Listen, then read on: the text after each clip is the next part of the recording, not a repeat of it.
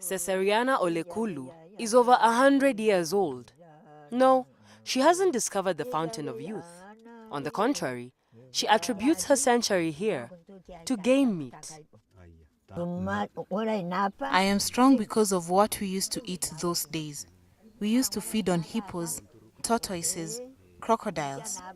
Right now there are no more. This is because of the prevention from the government. Cesariana is the oldest resident in this village that lies next to the world's second largest desert lake. This settlement, made up of rounded huts built from doom palm fronds and wood from the acacia tree, is home to the Elmolo. Like their Samburu neighbors, their women wear bracelets, anklets, and necklaces made from colorful beads. The Elmolo long had the distinction of being the smallest tribe in Kenya. They all talk about there having been 99 people, but if we go back to some of the articles on the Elmolo, that there weren't very many, but about 1923, they talked about 76 people.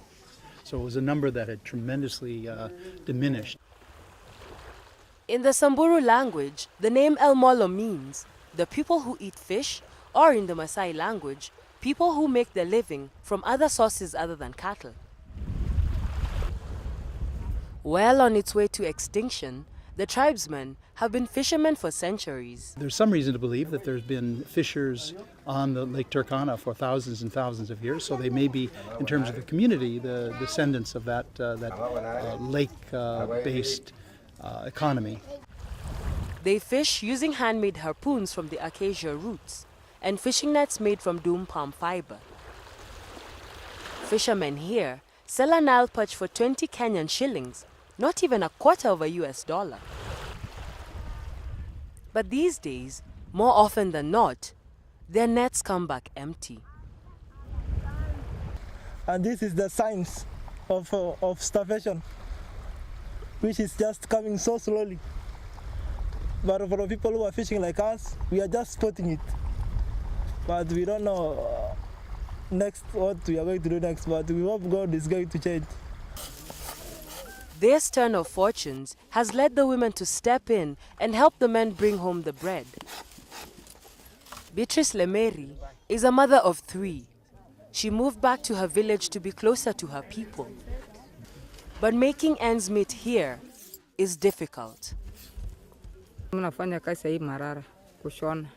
This is what I do, weaving. It is what we all eat, cater for our needs, clothes, shoes, and also take our children to school. Curious tourists who make the long journey here to see the Elmolo culture are their main clients. Their dwindling numbers have done nothing to diminish their desire to pass their traditions to the next generation. You see these earrings? Right now our children cannot wear them. They want to go to school. So what we do as elders, we sit them down after school and teach them our culture. This way we ensure it's not lost, but carried on in generations. For Cesariana, her advanced years mean she was around in the days when young men killed hippos to woo future wives. Much has changed, but she does her part in ensuring that the Elmolo don't forget all their traditions. Sometimes the village elders come to me with questions about our culture to pass on to the children, and I answer. Also, our language has been diluted by intermarriage. They come to learn from me, pure Elmolo. Their ever-shrinking number has encouraged them to intermarry with their Samburu and Turkana neighbors. However, this is not their only challenge. They diminished because of health issues. They used to always drink the water of the lake, and this produced, I think, a thyroid problem. Despite their everyday life being tough, their spirit is not broken. They fight bravely to keep at least some of their culture intact. Let's ask not the question of what they should do to change, but how we can help, if there's some way, to sustain the systems of production that they have, to strengthen it, rather than saying they should be something different from what they are. How can they be helped to become what they are, to strengthen their current livelihoods. The Elmolo may survive on their own or be absorbed by their neighbors.